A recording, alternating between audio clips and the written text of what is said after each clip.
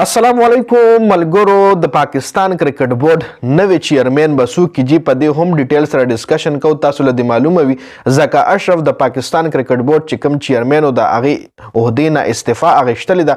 فلحال د پاکستان کرکټ بورډ چیرمن نشته دی. تر الیکشن پورې د 4 چانسز زیات دي چې کوم سړی به د پاکستان کرکټ بورډ چیرمن کیږي. په دې باندې ډیټیل ډسکشن کوو. بل محمد حارث سره بنگلاديش پریمیر لیګ کې ډېر غټ زیاتې شوی دی. وطن له واپس راغلی دی چې په هغې باندې هم ډیټیل سره خبره کوو چې ولې واپس راغلی دی، په څه وجه باندې د پاکستان کرکټ بورډ په وجه باندې یا هلته څه کلیشز راغلي دي. نو ټول معلومات در سره په دې ویډیو کې شریک کوم. ټول نه پهله خو د پاکستان کرکټ بورډ چیرمن حوالې سره خبره کوو. تاسو له سایډ له دا تصویر ښکاري جي دا 4 کلاړیان چې کوم دي زاړه کلاړیان دي جي د پاکستان نه پر ډېر زیات خدمات دی. راشد لطیف دی، شعیب اختر دی جي، رمیز راجا دی او محمد وسیم دی جي.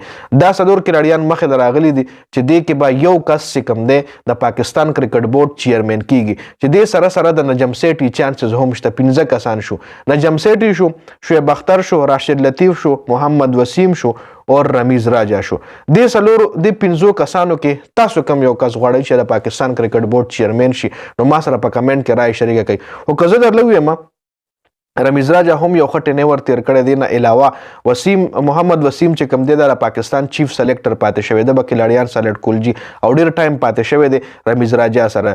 شعیب اختر هم یو ښه چیرمن ثابتېدی شي خو په وړه عهده باندې شعیب اختر وایي زه کار نه کوم، کوچ زه نه جوړېږم، که زه جوړېږم ما له به غټ سیټ راکوئ پی سی بي چیرمنۍ حوالې سره. بل راشد لطیف چې کوم دی، راشد لطیف او شعیب اختر دې دواړو کې تاسو کم کلاړي غواړئ. نجم سیټي چانسز ځکه زیات دي چې د نجم سیټي د پاکستان کرکټ بورډ دپاره د پاکستان کرکټ ټیم دپاره ډېر زیات خدمات دي جي. هغه کرپټ سړی نه دی په کرکټ بورډ کې، هغه کرپشن داسې خاص نه دی کړی خو هغه د پاکستان کرکټ بورډ ته پاکستان ته کرکټ واپس راوستو کې پی ایس ایل سټارټ کولو کې د هغه ډېر غټ لاس دی جي. نو دې حوالې سره تاسو څه وایئ دې 15 کسانو کې کم سړی د پاکستان کرکټ بورډ چیرمن شي؟ خپله رایې ما سره په کمنټ کې ضرور شریک کړئ. اوس په بقایا خبرې د محمد حارث حوالې سره وکړو. تاسو له معلومه محمد حارث بي پی ایل دپاره تللی و چې هلته صرف یو میچ دپاره هغه هلته پاتې شو چې هغه میچ د هغوی ټیم وګټلو هم، خو اوس واپس وطن ته راغلی. تاسو له تصویر هم ښکاري، په دې تصویر کې هغه بیک ټو هوم لیکلی دی. وجه دا ده چې د پاکستان کرکټ بورډ د طرفې دله ان او سی د جاري شوي جي. ان او سی د نورو میچونو دپاره نشته دی جي. د پاکستان کرکټ بورډ چې کوم مطلب رولز اینډ ریګولیشن دی جوړ کړي دي نو هر کلاړي په کال کې صرف 2 لیګونه کولی شي.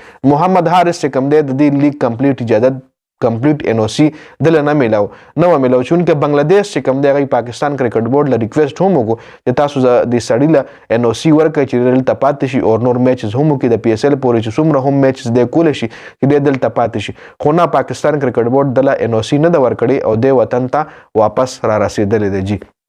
نو دا ښه سټیپ و که نه د پی سی بي دې حوالې سره هم خپله رایې شریکه کړئ. د ویډیو کتلو زیاته مننه جي. والسلام.